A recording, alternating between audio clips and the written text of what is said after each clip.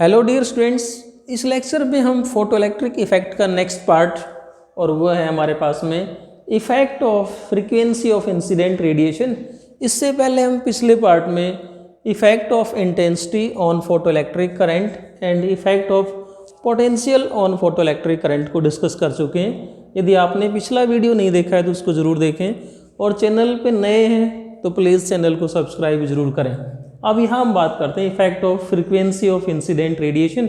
हमारे पास में सेटअप सेम है, ये glass tube, these are two metal plates, right, ये rheostat and battery for giving required potential to plate A and C, और S क्या सोर्स ऑफ लाइट। अब इस सोर्स की हम फ्रीक्वेंसी को चेंज करते जाएं। If we increase the frequency of incident radiation, frequency को इंक्रीज करने के लिए मैंने आपको पिछली वीडियो में बताया था, यदि हमें इंटेंसिटी को कांस्टेंट रखना है, फॉर एग्जांपल यदि हम इंटेंसिटी को कांस्टेंट रखना चाहते हैं, देन वी यूज़, सपोज हमने 100 वाट का बल्ब यूज़ कर लिया, अब उसके बाद में फ्रीक्वेंसी को चेंज करना है, then we use bulb of different colours, जैसे हम yellow colour, red colour, green colour, इस प्रकार से डिफरेंट कलर के बल्ब यूज़ कर लेंगे, लेकिन सभी की पावर क्या हो, सेम हो, तो इंटेंसिटी क्या रह जाएगी, कांस्टेंट, और फ्रीक्वेंसी चेंज हो जाएगी। Now if we increase the frequency तो हमें क्या मिलता है, यदि इंटेंसिटी को कांस्टेंट रख के हम केवल फ्रीक्वेंसी को इंक्रीज करते हैं तो डियर स्टूडेंट्स हमें जो ग्राफ मिलेगा उस ग्राफ में हम ये पाएंगे कि फोटो इलेक्ट्रिक करंट पे फ्रीक्वेंसी का कोई इफेक्ट नहीं होता है। यहाँ पर हम फ्रीक्वेंसी को इंक्रीज करेंगे, there is no effect on photo electric current, intensity हमने कांस्टेंट रख दी। अब देखो यदि हम पॉजिटिव पोटेंशियल को बढ़ाते हैं तो हमें ग्राफ जो पहले मिला था, पहले वाले ग्राफ से हमें इस प्रकार से ग्राफ मिला था। सपोज ये जो कर्व आया है ये किसके बीच में, फोटो इलेक्ट्रिक करंट और पोटेंशियल के बीच में। ये ग्राफ हमने पिछले वीडियो में डिस्कस कर चुके हैं कि हमें जो फोटो इलेक्ट्रिक करंट और पोटेंशियल के बीच में इस प्रकार का ग्राफ मिलता है। ये मान लेता हूँ कि कोई भी इंटेंसिटी है I1, right, and suppose ν1 is frequency of incident radiation. Okay, now if we increase the frequency, यदि हम फ्रीक्वेंसी को इंक्रीज करते हैं तो देखो इफेक्ट किस चीज़ पे होता है। यदि हम फ्रीक्वेंसी को इंक्रीज करते हैं और यदि C के नेगेटिव पोटेंशियल को यदि हम इंक्रीज कर दें, पॉजिटिव पोटेंशियल के लिए तो ग्राफ एज इट इज रहेगा। अब C को नेगेटिव पोटेंशियल कैसे देते हैं, यहाँ से कनेक्शन को चेंज कर देते हैं। हम इस प्रकार से क्या करते हैं, इस C को बैटरी के नेगेटिव से और A को किससे जोड़ दिया, पॉजिटिव से, रिवर्सिबल की से क्या किया, C को पहले हमने मिनिमम नेगेटिव पोटेंशियल दिया और फ्रीक्वेंसी को मिनिमम रखा। मान लो ये पोटेंशियल आ गया हमारे पास में, let V01 is stopping potential for any frequency ν1 और इंटेंसिटी I1। अब इन रेडिएशंस की फ्रीक्वेंसी को इंक्रीज करते हैं। अब यदि हमें फोटो इलेक्ट्रिक करंट को जीरो करना है तो हम ये देखते हैं कि जितने अधिक फ्रीक्वेंसी को बढ़ाएंगे स्टॉपिंग पोटेंशियल उतना ही बढ़ता जाएगा। सपोज ये वाली फ्रीक्वेंसी ν1, ये ग्राफ आया, और किसी फ्रीक्वेंसी ν2 के लिए यदि फ्रीक्वेंसी को हम और इंक्रीज कर देते हैं, इंटेंसिटी को कांस्टेंट रखते हैं, तो अगेन जो ग्राफ आएगा वो ये आएगा। अब देखो यहाँ पर यदि हम स्टॉपिंग पोटेंशियल की बात करते हैं तो पहली फ्रीक्वेंसी ν1, इसके लिए स्टॉपिंग पोटेंशियल कितना है, V01। फ्रीक्वेंसी को हमने बढ़ा दिया, स्टॉपिंग पोटेंशियल और बढ़ेगा, फ्रीक्वेंसी को और बढ़ाएंगे, स्टॉपिंग पोटेंशियल और बढ़ेगा, और ये मान लेता हूँ स्टॉपिंग पोटेंशियल V03। अब यहाँ पर देखो फ्रीक्वेंसी किस प्रकार से है, ν3 is greater than ν2 is greater than ν1। मतलब फ्रीक्वेंसी इंसिडेंट रेडिएशन की फ्रीक्वेंसी जितनी ज़्यादा होगी स्टॉपिंग पोटेंशियल हमें उतना ही ज़्यादा करना पड़ेगा C का, ताकि फोटो इलेक्ट्रिक करंट क्या हो जाए, जीरो। तो इसका मतलब सीधा सीधा क्या हुआ कि यदि हम रेडिएशन की फ्रीक्वेंसी को इंक्रीज करते हैं तो हमें फोटो इलेक्ट्रिक करंट को जीरो करने के लिए इस C के नेगेटिव पोटेंशियल को more negative and more negative करना पड़ा है।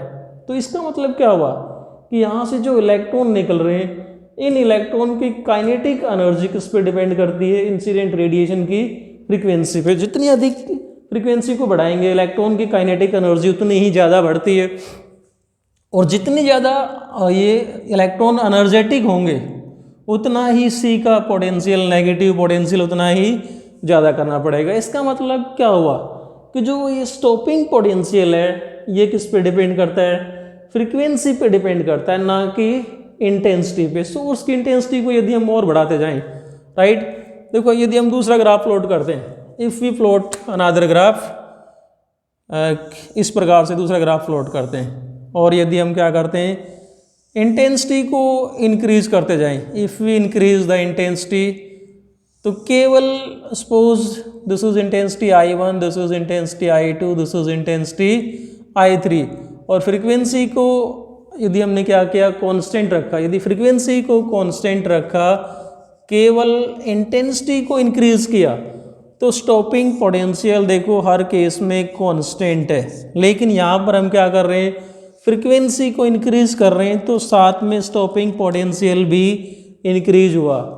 सो यहाँ से जनरल रिजल्ट क्या आ गया हमारे पास में, हम ये कह सकते हैं कि जो stopping potential V0, that is stopping potential is directly proportional to frequency of incident radiation. जो स्टॉपिंग पोटेंशियल है वो किसके डायरेक्टली प्रोपोर्शनल होगा?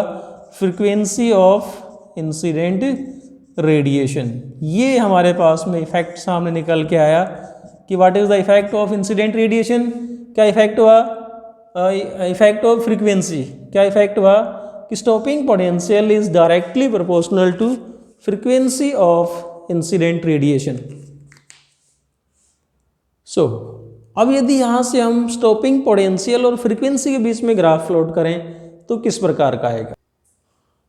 Graph between stopping potential and frequency is straight line.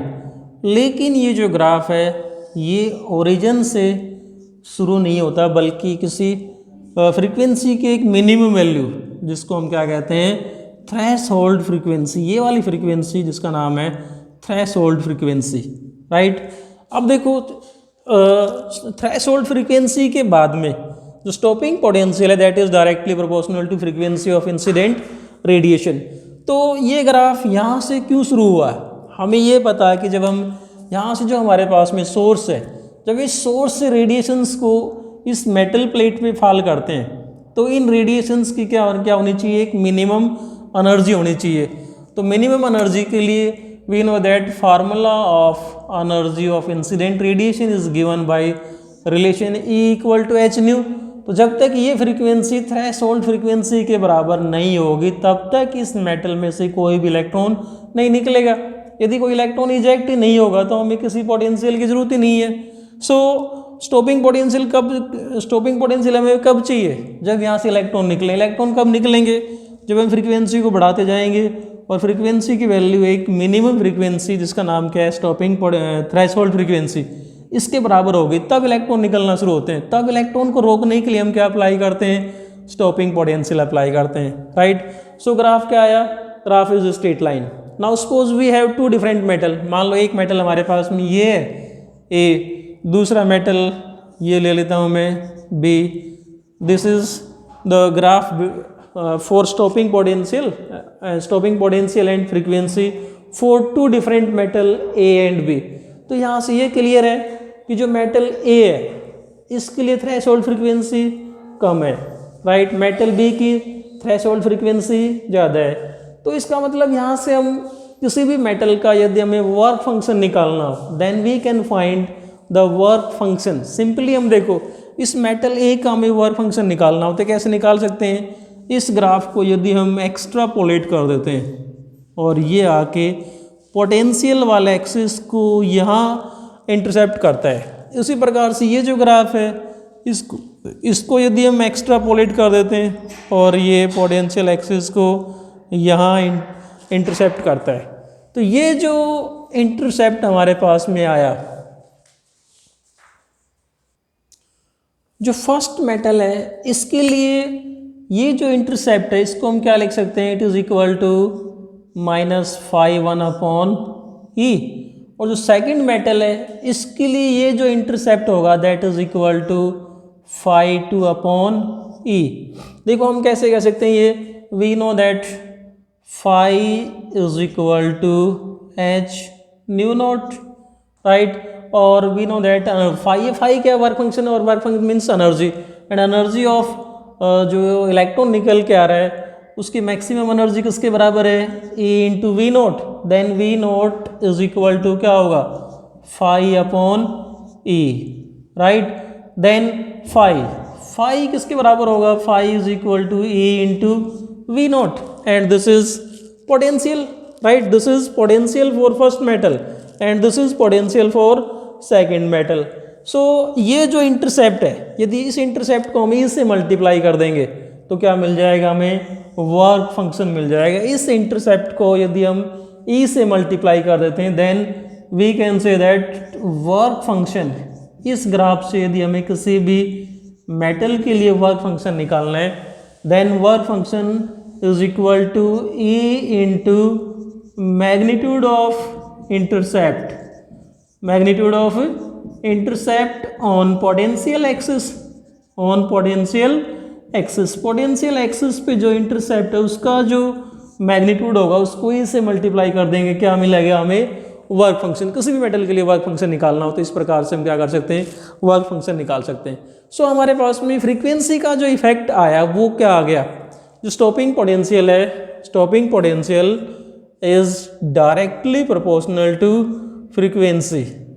कब कंडीशन है, लेकिन थ्रेशोल्ड फ्रीक्वेंसी के बाद में, after threshold frequency, above threshold frequency, ये जो कंडीशन आती है stopping potential is directly proportional to frequency, लेकिन ध्यान क्या रखना है हमें, थ्रेशोल्ड फ्रीक्वेंसी के बाद में। सो ये था इफेक्ट हमारे पास में, effect of frequency of incident radiation.